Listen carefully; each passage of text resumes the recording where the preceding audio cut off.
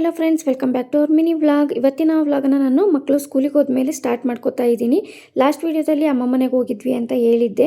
ಅದಾದಮೇಲೆ ಮನೆಗೆ ಬಂದಮೇಲೆ ಸ್ವಲ್ಪ ಹೆಲ್ತಲ್ಲಿ ಪ್ರಾಬ್ಲಮ್ ಆಯಿತು. ಹಾಗಾಗಿ 1 ವೀಕ್ ಗ್ಯಾಪನ್ನು ತೊಗೊಂಡಿದ್ದೀನಿ. ಅದಕ್ಕಾಗಿ ಸಾರಿ ಕೇಳ್ತಾ ಇವತ್ತಿನ ವೀಡಿಯೋನ ಸ್ಟಾರ್ಟ್ ಮಾಡ್ತಾ ಇದ್ದೀನಿ.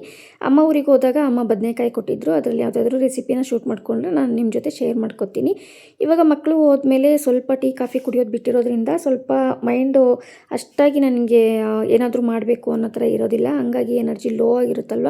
ಯಾರ್ದೋ ಒಂದು ವೀಡಿಯೋ ನೋಡ್ತಾ ಇದ್ದೆ, ಬ್ಲ್ಯಾಕ್ ಕಾಫಿ ಕುಡಿಯೋದ್ರಿಂದ ಸ್ವಲ್ಪ ಎನರ್ಜಿ ಬಂದಂಗೆ ಆಗುತ್ತೆ ಅಂತ ಹೇಳ್ತಾ ಇದ್ರು. ಹಂಗಾಗಿ ನೋಡೋಣ, ಟ್ರೈ ಮಾಡೋಣ ನಾನು ಅಂತ ಅಂದ್ಕೊಂಡು, ಇದು ವೆಯ್ಟ್ ಲಾಸಿಗೆ ಕೂಡ ಹೆಲ್ಪ್ ಆಗುತ್ತೆ ಅಂತ ಹೇಳ್ತಾರಲ್ವ ತುಂಬ ಜನ, ಅದಕ್ಕೆ ಟ್ರೈ ಮಾಡೋಣ ಅಂತ ಹೇಳಿ ನಾನು ಕೂಡ ಬ್ಲ್ಯಾಕ್ ಕಾಫಿ ಮಾಡ್ಕೋತಾ ಇದ್ದೆ.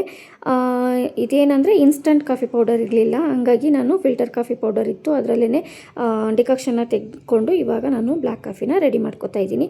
ಫಸ್ಟ್ ಟೈಮ್ ಕುಡಿತಾರದಲ್ವ, ಹಂಗಾಗಿ ಹೆಂಗಿರುತ್ತೋ ಏನೋ ಅಂತ ಹೇಳಿಬಿಟ್ಟು ಫಸ್ಟ್ ಟೇಸ್ಟೇ ಮಾಡಿಲ್ಲ, ಹಂಗೇ ನಾನು ಬೆಲ್ಲನ ಮಿಕ್ಸ್ ಮಾಡಿಕೊಂಡು ಇವಾಗ ರೆಡಿ ಮಾಡ್ಕೋತಾ ಇದ್ದೀನಿ.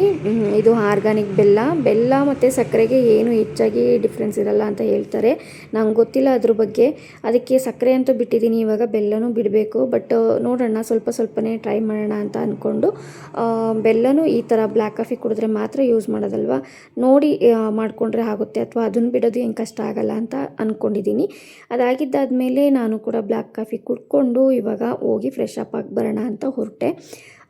ಸ್ನಾನ ಮಾಡ್ಕೊಂಡು ಬಂದಮೇಲೆ ನನ್ನ ಒಂದು ಸ್ಕಿನ್ ಕೇರ್ ಮತ್ತು ನಾನು ಒಂದು ಸ್ವಲ್ಪ ರೆಡಿಯಾದೆ ಅಂತ ಅಂದರೆ ನನ್ನ ಮೂಡು ಸಖತ್ತಾಗಿ ರೆಡಿಯಾಗಿಬಿಡುತ್ತೆ.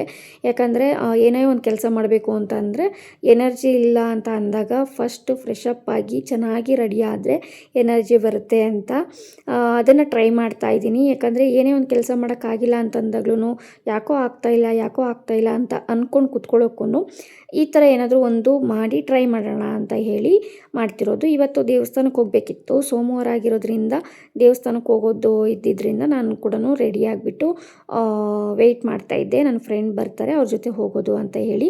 ಅದಾದಮೇಲೆ ದೇವಸ್ಥಾನಕ್ಕೂ ಕೂಡ ಹೋಗಿ ಬಂದಿದ್ದಾಗಿದ್ದ ತಕ್ಷಣ ಸ್ವಲ್ಪ ಹೊತ್ತಲ್ಲೇ ಮಕ್ಕಳು ಕೂಡ ಬಂದರು. ನಾನು ಸ್ವಲ್ಪ ಬೆಳಿಗ್ಗೆ ಎಕ್ಸಸೈಸ್ ಮಾಡ್ಕೊಂಡಿರಲಿಲ್ಲ, ಹಂಗಾಗಿ ಸ್ವಲ್ಪ ಲೈಟಾಗಿ ಎಕ್ಸಸೈಸ್ ಕೂಡ ಮಾಡಿಕೊಂಡೆ. ನಾನು ಅವತ್ತು ತೋರಿಸ್ದೆ, ಸದ್ಯಕ್ಕಂತೂ ಫುಲ್ ಬಾಡಿ ಫ್ಯಾಟನ್ನು ಬರ್ನ್ ಮಾಡೋ ಪ್ಲ್ಯಾನ್ ನನಗಿಲ್ಲ, ಹಂಗಾಗಿ 2-3 ಎಕ್ಸಸೈಸ್ ಅಷ್ಟೇ ಮಾಡೋದು. ಅದನ್ನು ಕೂಡ ಮುಗಿಸ್ಕೊಂಡು ಅದಾದಮೇಲೆ ಹಸ್ಬೆಂಡ್ ಬಂದರು.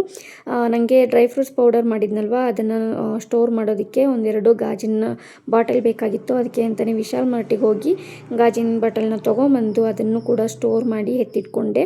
ಒಂದರಲ್ಲಿ ಕೋಕೋ ಪೌಡರ್ ಮಿಕ್ಸ್ ಮಾಡಿದ್ದೀನಿ, ಇನ್ನೊಂದರಲ್ಲಿ ಮಾಡಿಲ್ಲ, ಅದು ನನಗೋಸ್ಕರ. ಅದ್ರ ಬಗ್ಗೆ ನೆಕ್ಸ್ಟ್ ವಿಡಿಯೋದಲ್ಲಿ ಹೇಳ್ತೀನಿ.